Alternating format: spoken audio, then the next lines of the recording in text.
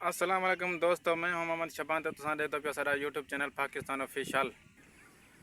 उम्मीद करें तो सारे दोस्त खैर खैरत नाल होसन ते असां भी ठीक लगे पियूं। तां अज सागा छोड़ी बैठे से कणक दे विच पानी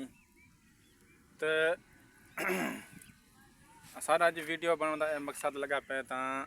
जेड़े जेड़े लोग यार वीडियो ठांदे पे वेला मुंडा वड़ा यूट्यूबर पाकिस्तान का वड़ा वड़ा यूट्यूबर बन हुए ते अल्लाह साईं को वड़ी इज्जत दी है ते शोहरत दी है।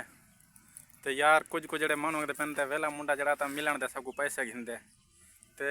असा इंदे वीडियो यूट्यूब के चेक किते से ते बंदे जड़े आते पेन तो हो भी सच आते पेन तो बिल्कुल वेला मुंडा पैसे नहीं घिंदे वीडियो बनावन दे तो क्योंकि कहीं गरीब की सपोर्ट भी करें दे। बाकी ये जड़े बंदे यूट्यूब के उत्ते जगह वीडियो ठाई वदन तो साईं वेला मुंडा ए जाते वेला मुंडा उवें तो वेला मुंडा इवें तो वेला मुंडा बिल्कुल इवें कहने वेला मुंडा बिल्कुल सही अपनी जाते सही है तो बिल्कुल पैसे कहने गिंदे मिलन दे। तो ये लोग जड़े वीडियो बने तो अपने व्यूज़ कमाने वास्ते बने तो व्यूज़ इवें नहीं कमेंदे जिस तुसा पर गिला कर करते फिर ना वीडियो तुसा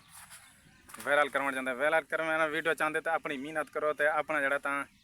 व्लॉग बनाओ तो इंशाल्लाह ताला वक्त उस असा भी वेले मुंडे के नाल मुलाकात कर घिनसूँ तो टाइम सबको मिल वैसे क्योंकि हाली फारिग बारी कहने से तो ये जड़े जड़े दोस्त जड़े जड़े वीडियो दे उत्ते और जना लड़कियों के फोटो लाई वते तो वह लगते हैं वीले मुंडे की बीवी का वीडियो सही लीक थिया वते तो ये इवें नहीं करना चाहिए। तो व्यूज़ तुसा पर व्यूज़ कमाते वते तो अपने व्यूज़ कमाओ तो अपनी इज्जत जी ना उची रखो। तो संगत एक जरा तुसा सारे जना सपोर्ट कर घिसो तो कुछ वीडियो को लाइक जरूर करे सो ताकि सारे लाइक जड़े नहीं आते पेन तो व्यूज़ माशाल्लाह कुछ आते पेन ताकि सारी सपोर्ट भी कर घिसो तो चैनल को सब्सक्राइब जरूर कर सो क्योंकि असा मेहनत करें दूँ इतना वीडियो बने दूँ मतलब पैकेज लें दूँ तो यार मेहरबानी करो तो वेले मुंडिया के खिलाफ जरा वीडियो ना ठहो ताकि सारी वीडियो चंगी लगी हो से इवें ना करे सो तो सारे चैनल को सब्सक्राइब जरूर करे सो। तो नेक्स्ट तो अगले वीडियो तो नेक्स्ट तो मिलसूँ इंशाल्लाह ताला।